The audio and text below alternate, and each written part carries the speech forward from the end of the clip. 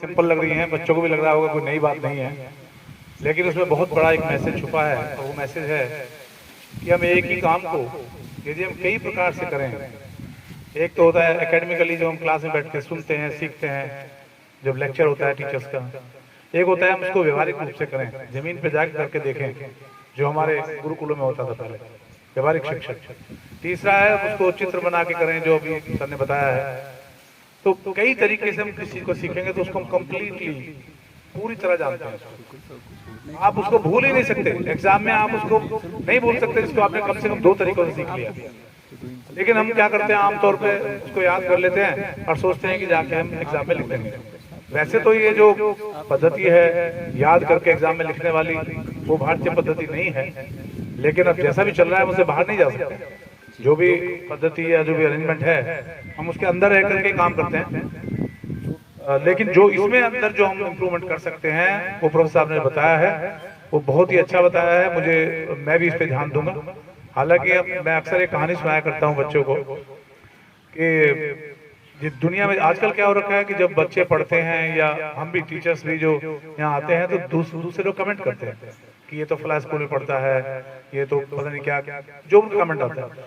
तो वो दुनिया से कोई मतलब नहीं, अपने राह पे चलते रहिए। इसके बारे में एक कहानी सुनाया करता हूँ बच्चों को कि एक बाप बेटा थे, वो गधा लेके आ रहे थे खरीद के, तो दोनों पैदल आ रहे थे। पहले गांव में पहुंचे तो लोग हंसने लगे कि ये तो बेवकूफ है बाप बेटे दोनों, गधा खाली जा रहा है, खुद पैदल जा रहे हैं।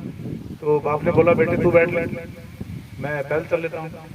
अगले गांव में पहुंचे तो कहने लगे बेटा बड़ा निर्दयी है, बूढ़े बाप को पैदल चला रखा है और खुद बैठा है गधे पे।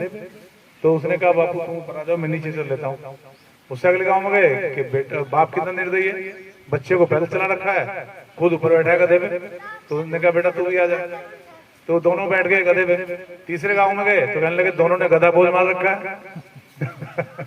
तो आखिर में उन्होंने तीसरे गांव पार करके बोला बेटा जैसा हमें करना है हम अपने तरीके से चलेंगे, हमें इनकी बात नहीं सुननी। तो आपका जो उद्देश्य है वो है शिक्षा प्राप्त करना। किस तरीके से करना है आपके गुरुजन आपको बताते हैं, आपके पेरेंट्स आपको बताते हैं, कुछ आप माहौल से सीखते हैं, कुछ आप अपने फेवरेट टीचर से सीखते हैं, इनको आदर्श आप मानते हैं।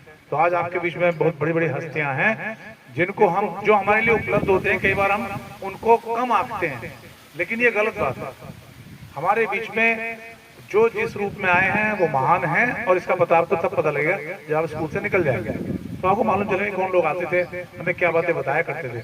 कॉलेज में जाकर बच्चों को स्कूल समझ आता है, और जब रिसर्च करते हैं तब कॉलेज समझ आता है, और जब प्रोफेसर बन जाते हैं तब रिसर्च समझ आती है अक्सर। और हम लोग जानते हुए भी नहीं करा पाते, वो हमारी गलती है। आज हमने भी 2 लेसन सीखे हैं। एक तो एक चीज को जो राणा जी बता रहे थे कि भाई हम एक ही चीज को 4 तरीके से कर सकते हैं। एक आपसे सीखा है कि कई बार हम यहाँ योगा कराते हैं, वीक में 2 बार योग कराते हैं बच्चों को। तो योग में कई एक्सरसाइज ऐसी हैं जो हम कराते हैं वो इससे हल्की है वो थोड़ा।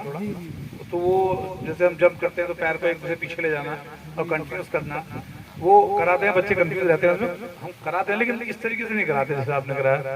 ये मैंने कहीं देखा तो है लेकिन कराया नहीं। अब हम इसको रेगुलर कराएंगे, योग क्लास में कराएंगे वेडनेसडे को और सैटरडे को।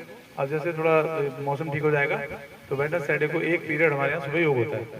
उसके लिए बच्चों को हमने ट्रैक सूट दिया हुआ है, वो ट्रैक सूट पहन के आते हैं उससे।